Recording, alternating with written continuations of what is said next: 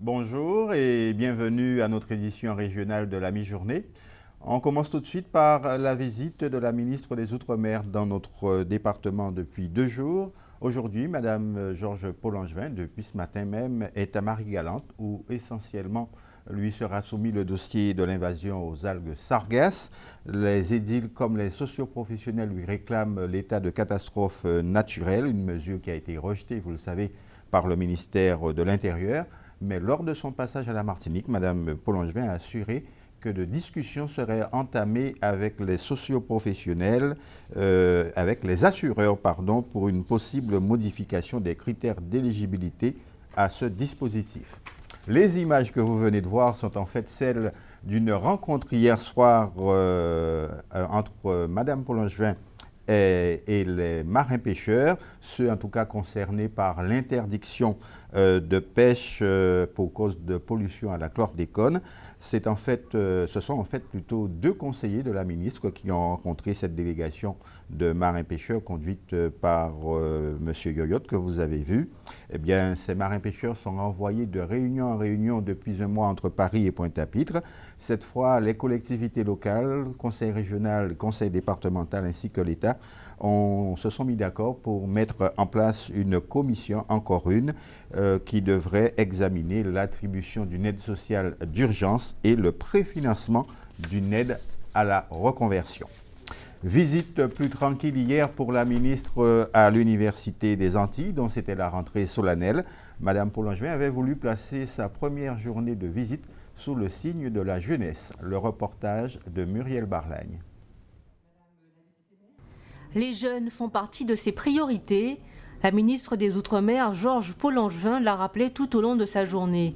D'où sa présence cet après-midi à l'amphithéâtre Le Pointe, à la faculté de droit du campus de Fouillol. L'Université des Antilles y a fait sa première rentrée solennelle, l'occasion de décorer les élèves majors de leur promotion. On voit bien que le travail qui s'est fait ici, à l'Université des Antilles, est un travail sérieux et de qualité. J'ai été frappée de voir le nombre de jeunes décorés et je suis persuadée que ce sont des souvenirs inoubliables. Quand j'étais jeune, il y avait les distributions des prix. Et pour les parents, c'était un moment de récompense par rapport à tous les efforts qu'ils font durant toute l'année. C'était aussi l'occasion de rappeler de façon très officielle qu'à l'université en Outre-mer, à l'Université des Antilles, on réussit bien. C'est aussi l'occasion, lors de l'échange plus privé avec la ministre, de mettre l'accent sur les difficultés d'insertion professionnelle de nos étudiants, sur l'importance du chômage des jeunes et sur les perspectives qui sont parfois sombres, malgré de nombreux talents dans nos territoires. Pour souligner l'importance du moment, les professeurs ont porté la toge. De nombreuses personnalités politiques ont répondu à l'appel. 2 anciens de la faculté ont aussi été décorés cet après-midi. Sylvie Jangoul, directrice régionale de Guadeloupe Première, et Jean Alice, ancien proviseur du lycée Bainbridge.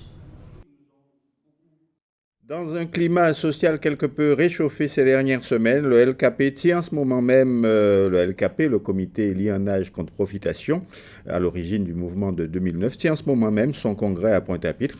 L'organisation n'est plus vraiment ce qu'elle était, mais elle entend poursuivre la lutte pour faire avancer la conscience, je cite, guadeloupéenne, et plus ponctuellement pour encore être à la pointe de combat contre la vie chère, l'eau ou encore la reconstruction du CHU. Richard Scott était sur place. Cela fait maintenant 7 ans que le LKP existe et étend son influence syndicale et son idéologie politique à travers la Guadeloupe. Ce n'est pourtant que leur premier congrès qui a lieu en ce moment et jusqu'à dimanche. L'ensemble des organisations membres du LKP avaient rendez-vous à la salle Georges Tarrer pour discuter des actions engagées depuis la création du mouvement, mais surtout de l'avenir et des actions futures. Donc, au-delà de ces premiers congrès, c'est l'occasion qu'on t'a expliqué tout à l'heure de faire les points si ça nous traversait pendant ces temps, ça nous comprendre, ça nous essayer, ça nous prend comme enseignement et définir à partir de ça, ça nous veut, ça nous peut espérer pour l'avenir. Donc c'est pour ça, il était capable de nous important de consacrer tout moment là ça à un congrès qui, au-là nous prend date pour ça que nous connaissons après à faire en disant pour nous. En 2009, le LKP comptait une quarantaine d'organisations, un chiffre réduit aujourd'hui de moitié. Pourtant, l'organisation se dit toujours aussi forte. Elido Mota, le secrétaire général de l'UGTG, mais également porte-parole du LKP, était hier l'invité de notre Télescopie hebdomadaire, une émission que vous retrouvez chaque vendredi entre 20h et 21h. Le leader historique du LKP considère que cette organisation a réussi, mais que les mesures dont devaient bénéficier les Guadeloupéens ont été ou oubliées ou modifiées par les politiques locaux et par les gouvernements. Nous réussissons tout ça, nous t'ai fait. C'est le butin, l'État et les collectivités guadeloupéennes par respecter signature sur la question des carburants. Ça, M. Lirel fait là, pas ça qui était prévu. Sur la question des prix des marchandises, le fameux bouclier prix, c'est une vaste arnaque. Alors nous t'ai dit ça, pour mon pas t'ai quoi nous, mais 60 millions de consommateurs font un article pour dire que c'est son vaste blague, pas ni baisse des prix. Au contraire, M. Lirel confortait la situation des multinationales de l'agroalimentaire en Guadeloupe. Sur le chômage des jeunes et le plan d'urgence pour la formation des jeunes, l'État et les collectivités étaient pour mettre 38 millions pour la création d'emplois, pour la création d'entreprises et pour les formations de haut niveau dans certains domaines d'activité, et également pour la promotion des cadres guadeloupéens. La promotion des cadres guadeloupéens, nous trappez des 3 Alors, ministres. face à ces non-respects, vous restez spectateur, il n'y a pas de réaction? Non, nous avons continué, nous avons continué. Avait simplement dit. Selon quelle modalité? Avait simplement dit que les bitins qui n'ont pas fonctionné, mais il faut bien voir pourquoi ils n'ont pas fonctionné. Problème à de l'eau là. Et de mémoire, les articles 31 à 35 dans le protocole là, tout ça qu'il a fait là, il marqué noir sur blanc. Pourquoi les collectivités et l'État pas mis en œuvre depuis 2009? Tout simplement parce qu'ils n'ont pas envie qu'aux yeux du peuple guadeloupéen que LKP ait raison. Et sur le terrain politique, justement, alors que les deux principaux candidats, Victorin Lurel et Harry Chalus, rivalisent de démonstrations de force, notamment à l'occasion de l'installation de leurs différents comités de soutien dans les communes, d'autres candidats sont pour le moins plus discrets et optent pour des méthodes traditionnelles, comme la distribution de tracts ou la prise de parole dans les rues. C'est le cas, par exemple, du Parti communiste guadeloupéen, qui a opté pour un camion qui sillonne la Guadeloupe et qui lui permet de distribuer, de discuter du programme du PCG pour les régionales, le PCG dont la liste sera conduite par Mona Kados. Autre rendez-vous politique, celui de Caressol, Autorité politique Guadeloupe. C'est un nouveau mouvement créé par l'Ukrainette, entre autres. Il donne rendez-vous aux Guadeloupéens ce soir à 18h pour un rassemblement dit Journée de la liberté sur la place des droits de l'homme guadeloupéen et des réparations. C'est devant le palais de justice de Pointe-à-Pitre. Une journée en référence en réalité au 24 octobre 1801, considéré comme la date du premier pouvoir ou du premier gouvernement guadeloupéen. Pour mémoire, entre le 21 octobre et le 24 octobre 1801, une insurrection d'officiers de couleur, d'officiers noirs, menée entre autres par Ignace, dont vous connaissez la statue, avait renversé et emprisonné le général Lacrosse, qui était à l'époque le chef de l'autorité coloniale en Guadeloupe. Et cette insurrection a dirigé de fait la Guadeloupe jusqu'en 1802, date de l'arrivée du général Richepens à la tête de 4000 hommes dépêchés par Napoléon Bonaparte pour rétablir l'esclavage. Hier, tout à fait autre chose, l'Observatoire des déchets, un organisme qui évalue les politiques de traitement des déchets en Guadeloupe, a publié son rapport annuel portant sur l'année 2014. La collecte est globalement stable, mais ce qu'il est à réfléchir aujourd'hui, ce sont les modes de collecte. Explication avec Anne-Elisabeth Arsène. Selon l'Observatoire de déchets de la Guadeloupe, le bilan est plutôt positif. La production de déchets est stable. En 2014, 370 203 tonnes de déchets ont été collectées par les centres de tri et de traitement guadeloupéens. 31,2% de ces déchets sont revalorisés par les filières adaptées. 18% sont pré-traités et expédiés dans l'Hexagone. 13% de ces déchets qui sont traités sur notre territoire le sont par le compostage, le recyclage des pneus ou la revalorisation des palettes en bois. La création de filières est donc de richesse, fait de nos déchets de véritables ressources. Toujours selon l'Observatoire, même si la collecte sélective est une réussite, la qualité du tri reste encore à parfaire. L'Observatoire des déchets travaille d'ores et déjà à de nouvelles méthodes pour l'amélioration de cette collecte. Ce sera demain à Trois-Rivières la fête de la banane qui, comme son nom l'indique, est une manifestation festive à caractère touristique. Mais les temps ne sont pas vraiment à la fête pour le secteur de la production. Les producteurs guadeloupéens réclament depuis des mois une aide européenne, le POSEI, qui ne vient pas. Et cela risque de compromettre leurs objectifs de production. Le reportage de Karine Gielman. 500 emplois supplémentaires, 500 hectares de plus pour obtenir 100 000 tonnes de bananes, mais ce à une condition pour les agriculteurs, une augmentation du POSEI, l'aide compensatoire allouée depuis 2007 à chaque région productrice de bananes. Justement, nous sommes en cale sèche. Nous n'avons pas de réponse, nous n'avons pas de retour, malgré toutes les relances que nous avons faites. Le président du groupement a écrit plusieurs lettres de nouveau au président de la région et au ministre. Et nous n'avons pas de réponse. Et là aussi, c'est frustrant qu'on vous réponde oui ou non, qu'on vous réponde quelque chose, mais on ne peut pas vous laisser comme ça sans réponse. C'est pas normal, c'est pas correct, c'est inacceptable. Le POSEI représente 31 500 000 € pour un tonnage de près de 78 000 tonnes, soit une aide de 404 € par tonne versée aux producteurs. Autrement dit, pour atteindre le cap des 100 000 tonnes d'ici 2020, sans hausse du POSEI, l'augmentation de la production du tonnage est compliquée. Encore plus pour les jeunes entrant dans la profession. Les nouveaux jeunes agriculteurs, ce qui est difficile pour eux, en fait, c'est que justement, comme il n'y a pas de POSEI, comme il n'y a pas d'aide de fonds d'État, ils commencent à faire ils débutent leur exploitation et malheureusement ils ne peuvent pas encore s'étendre. Le problème c'est que vu qu'il n'y a pas assez de fonds, assez de POSEI, ils ne peuvent pas s'étendre. Il y a des producteurs qui par exemple ont 10 hectares mais ils peuvent aujourd'hui commercialiser que 3 hectares de bananes parce qu'il n'y a pas de fonds, au bout d'un moment ils n'ont plus de trésorerie. Une majoration du POSEI demandée dès 2013 par les producteurs de Guadeloupe. Pour l'heure, les 190 producteurs savourent une récolte de 78 000 tonnes, mais il est encore bien loin le tonnage historique des 319 084 tonnes de bananes. Et la fête de la banane, je le précise, c'est demain à Trois-Rivières, à la maison de la banane, à compter de 8 heures. L'heure est venue maintenant de faire un tour d'horizon de l'actualité chez nos voisins de la Caraïbe.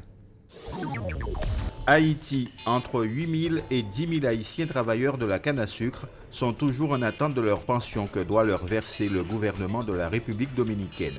C'est l'Association pour le service de la mobilité humaine, l'ASCALA, qui le dénonce dans un rapport. Le gouvernement dominicain exige que ces travailleurs haïtiens lui fournissent des copies de leur carte d'identité nationale ou de leur carte d'emploi. Or, la très grande majorité de ces travailleurs de la canne sont des immigrés, parfois des réfugiés. L'ASCALA dénonce les conditions de travail des Haïtiens de la République dominicaine qui seraient proches de l'esclavage.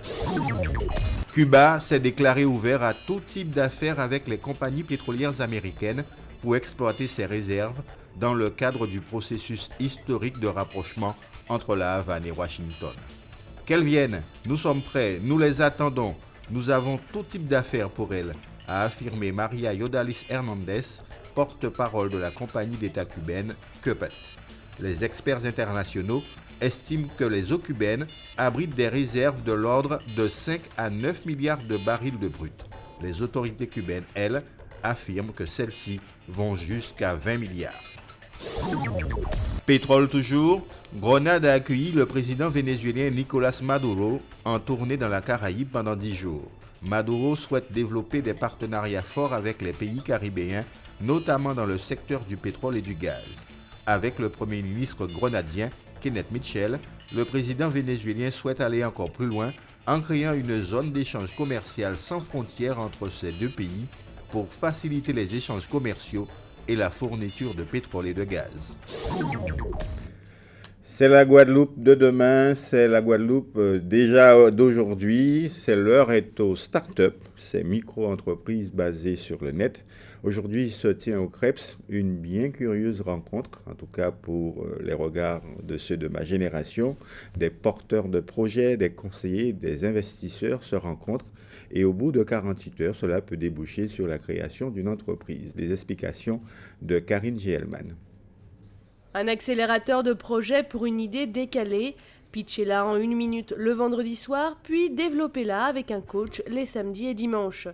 Les Startup Week-ends présents à l'international sont en quelque sorte des speed dating de l'entreprise innovante. Ici justement, on va travailler en profondeur sur ce projet avec des experts, des professionnels en communication, en marketing, en business plan, de façon à ce que ces porteurs de projet puissent monter un dossier qui puisse présenter, qui soit hyper solide et qui puisse présenter face à des partenaires et des investisseurs. Un véritable atout pour les porteurs de projets qui vont pouvoir bénéficier d'une assistance personnalisée. C'est une équipe dynamique qui nous permet de mettre à profit donc nos compétences communes et de pouvoir travailler le projet ensemble, de créer un projet, une start-up en 54 heures. Je trouve que c'était génial. Je challenge leur business model, leur business plan. Je les oblige à se poser les bonnes questions concernant leurs idées, leurs projets, à savoir s'ils ont bien pensé à la concurrence, s'ils ont bien travaillé leur étude de marché. Les changements de consommation liés au développement d'Internet ont créé de nouveaux modèles d'entreprise, un modèle dynamique et très innovant. Le covoiturage, des applications mobiles pour géolocaliser un restaurant. Donc on est quand même relativement au début de cette période-là. Il faut savoir que la Guadeloupe bénéficie de connexions au débit depuis seulement quelques années, donc c'est assez récent. Le consommateur, aujourd'hui, il a changé ses habitudes. Il ne consomme plus uniquement en se déplaçant physiquement dans une boutique, il commence à le faire également depuis son smartphone, depuis son ordinateur. Et donc c'est un profond changement dans nos habitudes de consommation. Ce qui se passe, c'est que comme le consommateur change ses habitudes, les entreprises, elles, sont obligées aussi de changer les leurs pour pouvoir répondre à ces demandes des consommateurs. Start-up dont le leitmotiv est l'innovation permanente s'inventent des outils de création et offrent de nouveaux modèles d'entrepreneuriat en Guadeloupe. Et c'est quasiment du sport, et nous allons en parler justement avec ce soir la deuxième finale de la Coupe de France Zone Guadeloupe. Elle opposera l'Étoile de Morne-à-l'Eau, qui détient un record de participation à ce stade de la compétition, l'Étoile de Morne-à-l'Eau, qui affronte l'US Bemao, une équipe qui est encore loin de ses années fastes des années 80, ou plutôt même des années 70. L'autre événement sportif de ce week-end, ce sera le Rallye Carukera qui débute dans quelques heures, dans 2 heures. Une épreuve qui débutera sur le territoire du Lamentin. Il y aura 4 spéciales, dont 2 nocturnes qui sont toujours très spectaculaires. Les précisions avec bien sûr Éric Pommier. Rallye Carukera, avant-dernière épreuve du championnat. À quelques heures du départ, les objectifs sont clairement affichés. Edmond Biki occupe la tête du championnat seulement avec 38 points d'avance sur son poursuivant direct Philippe Ninou. Mais coup de théâtre, le pilote de la 207 S2000 est le grand absent de dernière minute en U mécanique. L'équipage de la Peugeot 306 car reste malgré tout concentré sur sa course. Philippe Ninou et Stéphane Nègre sont très proches. Donc déjà, c'est ne pas faire d'erreur, mais c'est de figurer dans le tableau de tête. L'objectif clairement annoncé est de tenter de remporter ce rallye pour maintenir notre place au championnat de la Guadeloupe. Plus bas dans le classement, mais tout aussi remonté pour cette épreuve, quelques pilotes gardent la tête froide face aux 2 jours de course du programme. La course est technique, certaines spéciales spécifiques. On a essayé de bien canaliser où sont situées les zones les plus dangereuses pour pouvoir bien rouler. Il y a des choses qui ont changé, notamment la spéciale de Grosse Montagne, Tivoli Grosse Montagne, ça change du tout au tout. Dans l'autre sens, puisqu'on l'a faite dans un sens au nord-Bastère, moi je la trouve personnellement un peu plus rapide dans l'autre sens, plus piégeuse aussi dans l'autre sens. En fait c'est un rallye sprint, c'est des petites spéciales où il faut être dans le coup tout de suite. Donc moi j'avoue que c'est pas trop mon truc. Moi j'aime bien quand les spéciales sont un peu plus longues, ça me permet d'être dedans au fur et à mesure des kilomètres.